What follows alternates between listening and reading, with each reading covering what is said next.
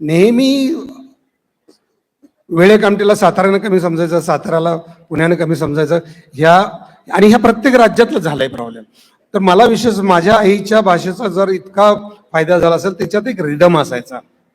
काळी नुसतं लाख लाख लाख लाख करते, पिंढऱ्या नुसत्या चाट चाट चाट चाट चाट करतात, आणि सहजपणानं बोलणं आणि सरळ टोकदारपणे बोलणं.